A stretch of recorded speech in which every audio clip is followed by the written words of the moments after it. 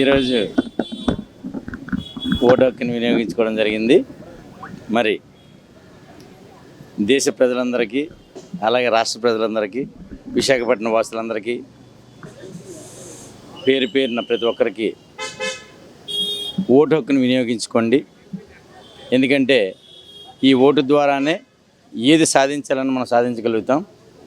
మంచిని నిలబెట్టాలన్నా ఓటు అనేది, ఆ ఓటుతోనే మనం సమాధానం చెప్పాలి. మరి ఈరోజు ఈ భారతదేశంలో ఏదైతే న్యాయం ఉందో న్యాయానికి ఓటు వేయండి, అన్యాయానికి వేయొద్దు. ఎవరు ఏంటనేది మనకి ప్రత్యక్షంగా తెలుసు కాబట్టి మంచి వ్యక్తుల్ని ఎన్నుకోండి. మంచి వ్యక్తుల్ని ఎన్నుకుంటేనే ఈ రాష్ట్ర భవిష్యత్తు కానీ, ఈ దేశ భవిష్యత్తు కానీ బాగుంటుంది.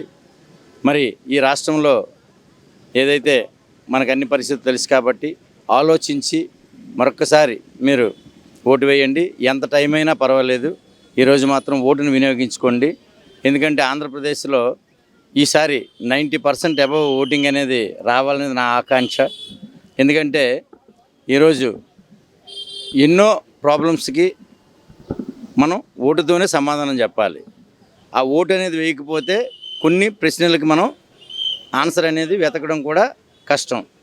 మరి అలాంటి పరిస్థితుల్లో ఈరోజు ఓటుతోనే మన యొక్క మనుగడ ఉంది కాబట్టి ఓటు వేయని వాళ్ళకి ఈ రాష్ట్రంలో ఏ యొక్క ఫలాలు కూడా అందుకునే అర్హత లేదని నేను అనుకుంటాను. ఎందుకంటే ఓటు వేసిన తర్వాతే నేను ఇంకో మంచికి ఓటు వేసాను, నాకు ఎందుకు మంచి జరగట్లేదని అడిగితే దానికి ఒక అర్థం ఉంటుందని నా యొక్క ఆలోచన. రాష్ట్రంలో అయినా దేశంలో అయినా అభివృద్ధి చెందాలంటే గొప్ప నాయకుల వల్లే సాధ్యం. అలాంటి గొప్ప నాయకులు ఎన్నుకునే రోజు ప్రజల చేతిలోకి ఈరోజు వచ్చింది. అంటే మన ద్వారా ఓటు వేసి రేపొద్దున ప్రశ్నించాలన్నా ఏం చేయాలన్నా సరే ఈరోజు మనం ఓటు వేస్తేనే ప్రశ్నించగలం, అభివృద్ధిని పొందగలం. సో గొప్ప నాయకులు ఎన్నుకునే రోజు కాబట్టి ప్రతి ఒక్కరు ఇంటి నుంచి బయటకు వచ్చి, ముఖ్యంగా యువత ఏదైతే వాళ్ళు అభివృద్ధి చెందాలనుకుంటారు కాబట్టి సో ప్రతి ఒక్కరు ఇంటి నుంచి బయటకు వచ్చి యువత కూడా బాగా ఇంకా పెద్దవాళ్ళు ఎవరైతే ఉంటారో వాళ్ళని కూడా తీసుకొచ్చి ఓటు వేయించాలని మనస్ఫూర్తిగా కోరుకుంటున్నాం.